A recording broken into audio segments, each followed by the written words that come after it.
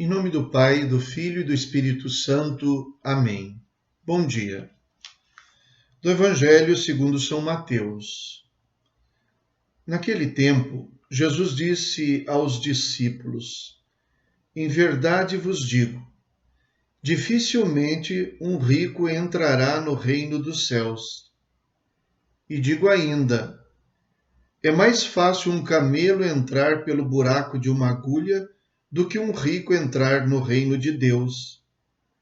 Ouvindo isso, os discípulos ficaram muito espantados e perguntaram: Então, quem pode ser salvo?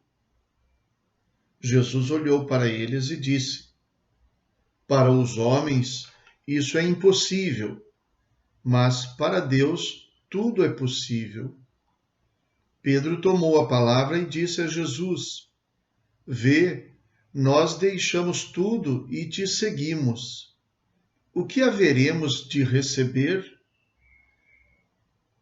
Jesus respondeu: Em verdade vos digo, quando o mundo for renovado e o Filho do Homem se sentar no trono de sua glória, também vós, que me seguistes, havereis de sentar-vos em 12 tronos, para julgar as 12 tribos de Israel.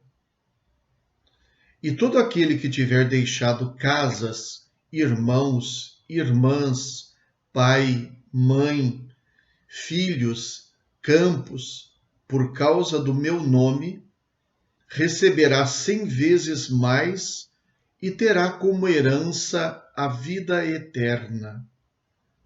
Muitos que agora são os primeiros serão os últimos, e muitos que agora são os últimos serão os primeiros. Palavra da salvação. Glória a vós, Senhor.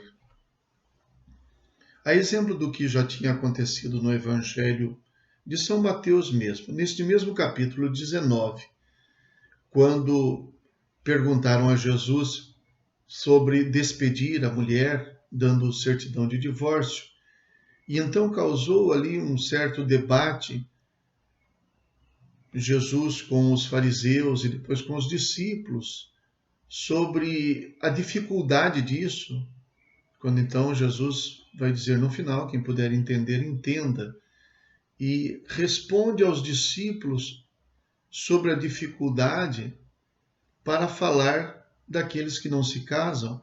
Aqui também neste evangelho, para falar da riqueza como uma dificuldade, um obstáculo para o reino dos céus, ele é interpelado depois pelos discípulos. Primeiro para dizer, mas então quem pode se salvar? É muito difícil. E depois para dizer, e nós que deixamos tudo? Se é assim, então, se é tão difícil para aqueles que se apegam aos bens, e quem deixou os bens? O que acontece com eles? O que haveremos de receber então?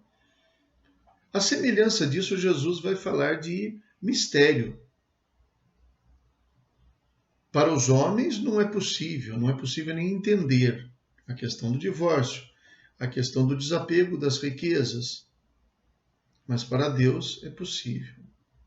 Deus tem um pensamento diferente do ser humano.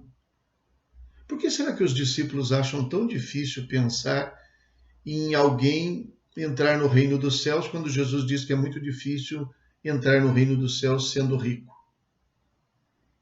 Porque nós passamos praticamente boa parte da nossa vida correndo atrás dos bens materiais dos quais nós precisamos para sobreviver.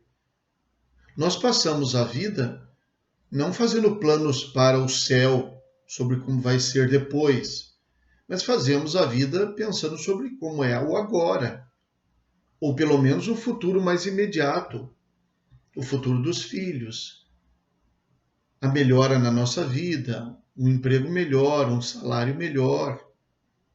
Tudo que nós pensamos e praticamente tudo pelo que lutamos na nossa vida gira um pouco em torno de obter os bens. E ainda que a gente saiba que é necessário que a gente tenha limites para a ganância, para a ambição, porque existe muita gente que parece que não põe limites nisso.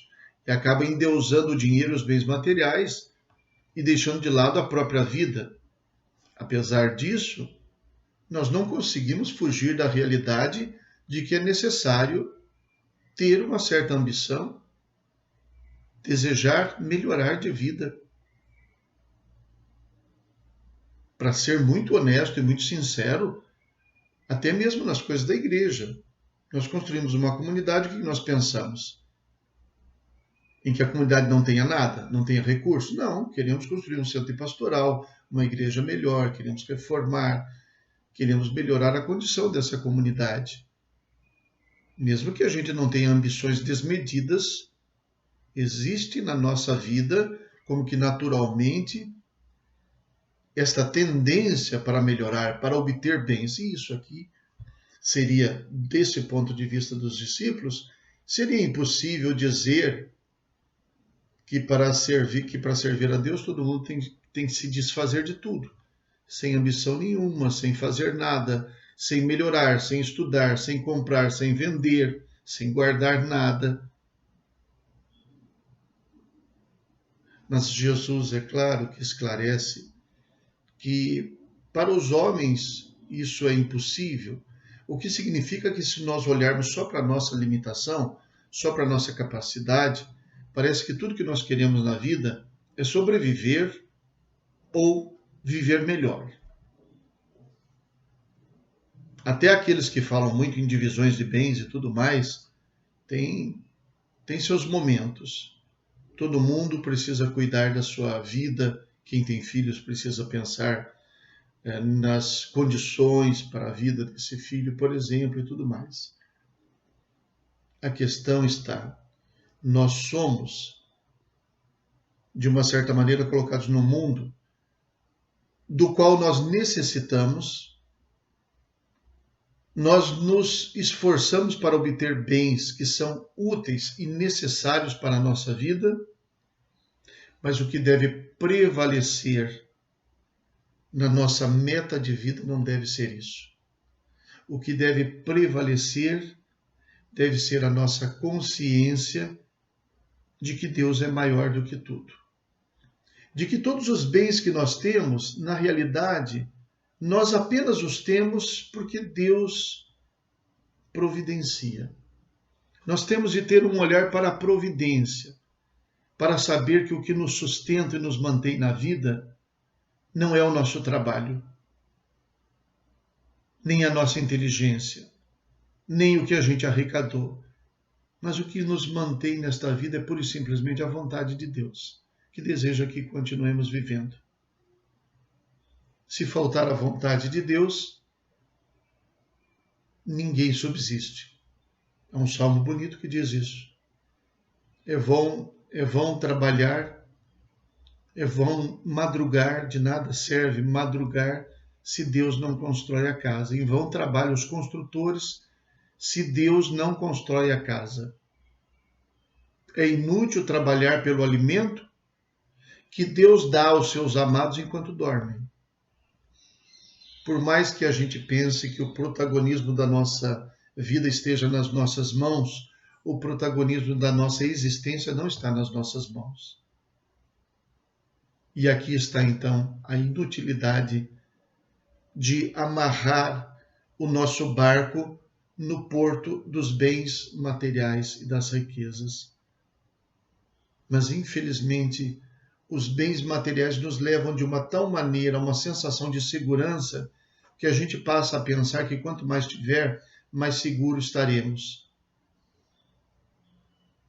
E enquanto estivermos colocando a nossa segurança nos bens materiais e por isso buscando as riquezas, estaremos longe da segurança do reino dos céus. A objeção dos discípulos depois, e quem deixou tudo? A essa objeção, Jesus responde dizendo: ninguém sai perdendo por seguir a Deus, mesmo que tenha que renunciar aos bens. Ninguém sai perdendo por escolher as coisas de Deus, mesmo que para isso tenha de sacrificar os bens, a segurança, os projetos, os sonhos. Por outro lado, Jesus afirma que não deseja que ninguém esteja privado dos bens necessários. Ele diz isso quando fala sobre receber 100 vezes mais aquilo que deixou. Nada tem a ver com um contrato de estabilidade, de prosperidade, no qual a gente faz a vontade de Deus e ele faz a gente ficar rico. Isso é o reino do mundo, não é o reino dos céus. E é nesse sentido que ele diz, é muito difícil buscar as riquezas e entrar no reino dos céus. Rezemos. Ó Deus, preparastes para quem vos ama bens que nossos olhos não podem ver. Acendei em nossos corações a chama da caridade, para que, amando-vos em tudo e acima de tudo, corramos ao encontro das vossas promessas que superam todo desejo. Por nosso Senhor Jesus Cristo, vosso Filho, na unidade do Espírito Santo. Amém. O Senhor esteja convosco. Ele está no meio de nós. Abençoe-vos o Deus Todo-Poderoso, Pai, Filho e Espírito Santo. Amém. Bom dia a todos. Fiquem com Deus.